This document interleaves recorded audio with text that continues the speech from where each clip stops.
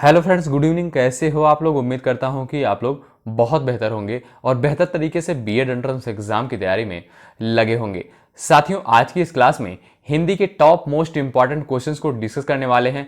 हमने उन्हीं सारे प्रश्नों को आज की क्लास के माध्यम से कवर किया है जो प्रश्न बार बार रिपीट होते हैं बीएड के एंट्रेंस में।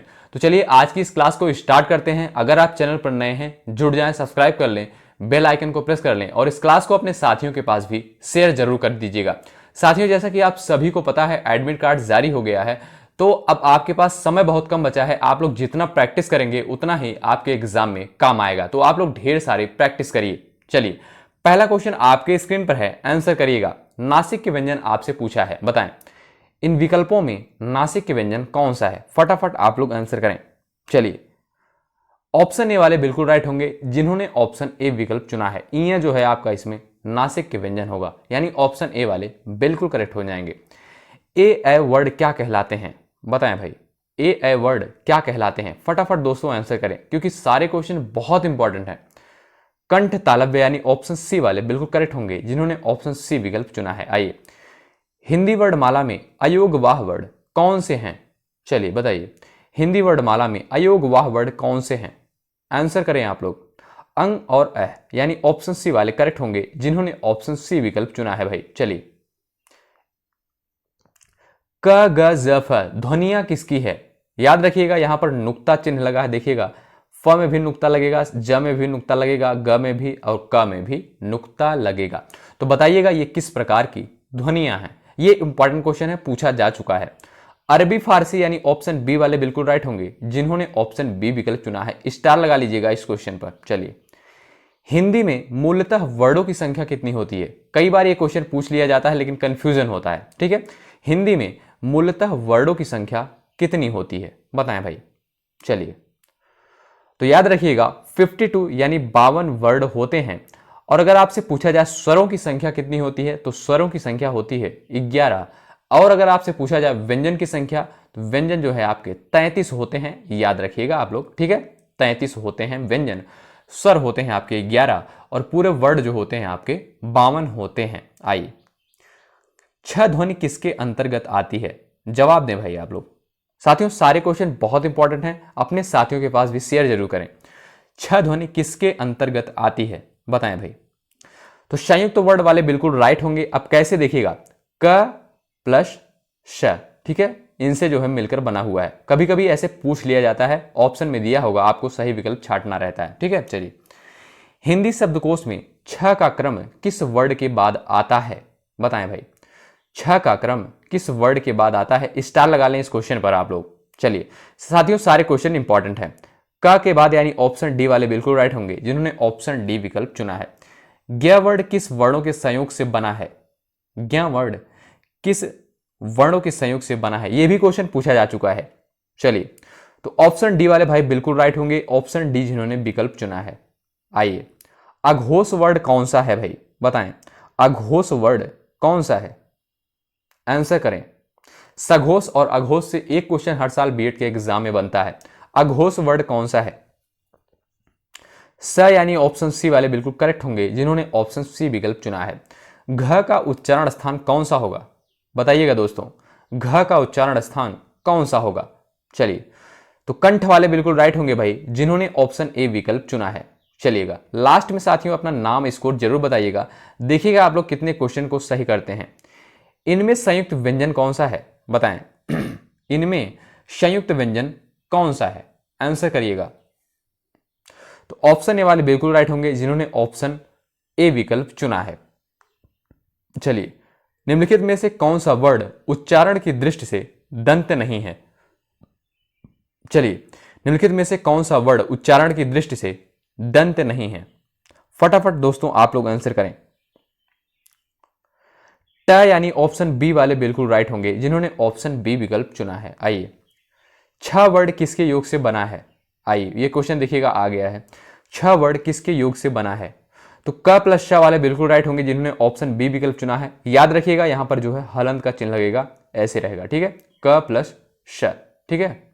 चलिए, हिंदी वर्णमाला में स्वरों की कुल संख्या कितनी होती है, बताएं भाई। हिंदी वर्णमाला में स्वरों की कुल संख्या कितनी होती है, आंसर करिएगा। तो 11 वाले बिल्कुल राइट होंगे जिन्होंने ऑप्शन बी विकल्प चुना है। 11 होती है स्वरों की संख्या हिंदी वर्णमाला में। निम्नलिखित में कौन स्वर नहीं है बताइएगा भाई, आंसर करें दोस्तों, कौन सा जो है इसमें स्वर नहीं है। तो बहुत सिंपल सा क्वेश्चन है, इया जो है आपका इसमें स्वर नहीं है, ऑप्शन सी बिल्कुल राइट होगा। इया जो है इसमें आपका स्वर नहीं है। चलिए, निम्नलिखित में कौन ट वर्ग नहीं है बताइएगा, ट वर्ग का नहीं है बताइएगा इसमें, फटाफट आंसर करें, फटाफट आप लोग दोस्तों आंसर करिएगा। चलिए, तो ऑप्शन सी वाले बिल्कुल राइट होंगे जिन्होंने ऑप्शन सी विकल्प चुना है। चलिए, हिंदी वर्णमाला में व्यंजनों की संख्या कितनी होती है? अभी हमने आपको बताया था 33 होती है। ऑप्शन बी वाले बिल्कुल राइट होंगे। चलिए, निम्नलिखित में से कौन सा पश्च स्वर है बताएं, पश्च स्वर कौन सा है? यानी जिह्वा के पश्च भाग से जिसका उच्चारण होता है उसे जो है आप पश्च स्वर कहेंगे। चलिए, फटाफट आप लोग आंसर करें। आ वाले बिल्कुल राइट होंगे जिन्होंने ऑप्शन सी विकल्प भाई चुना है। ऑप्शन सी वाले बिल्कुल करेक्ट होंगे। आइए, निम्नलिखित में से कौन अयोगवाह है? याद रखिएगा अयोगवाह होगा, ठीक है, अयोगवाह। चलिए बताइए, निम्नलिखित में से कौन अयोगवाह है? फटाफट आंसर करें। विसर्ग यानी ऑप्शन सी वाले बिल्कुल राइट होंगे, अंग और ए। चलिए, छ ध्वनि का उच्चारण स्थान है, आंसर करिएगा। छ ध्वनि का उच्चारण स्थान बताएं आप लोग। तालव्य यानी ऑप्शन बी जिन्होंने जवाब दिया है, आपका जवाब बिल्कुल राइट होगा। आइए, तालव्य व्यंजन है बताइएगा, किस वर्ग में जो है तालव्य व्यंजन आते हैं? फटाफट आप लोग आंसर करिएगा, तालव्य व्यंजन वाले भाई। चलिए बताएं। तो च वर्ग के अंतर्गत जितने भी वर्ड आते हैं आपके वो तालव्य व्यंजन में आते हैं, यानी च छ ज झ, ठीक है।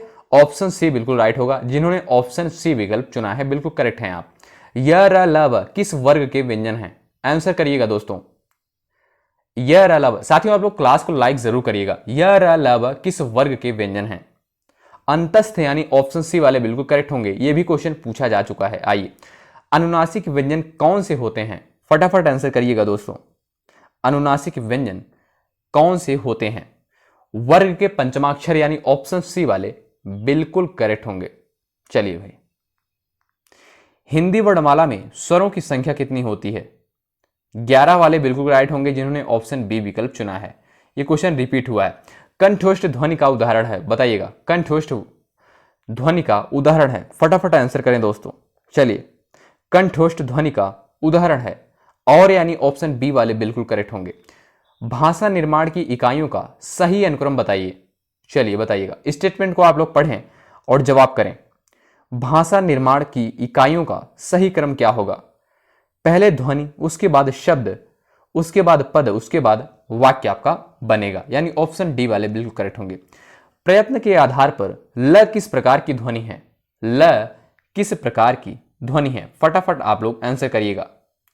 याद रखिएगा पार्श्विक ध्वनि है, यानी ऑप्शन आपका जो है इसमें डी राइट होगा, ऑप्शन डी वाला बिल्कुल करेक्ट होगा। चलिए, निम्न में से शुद्ध वर्तनी का चयन करें।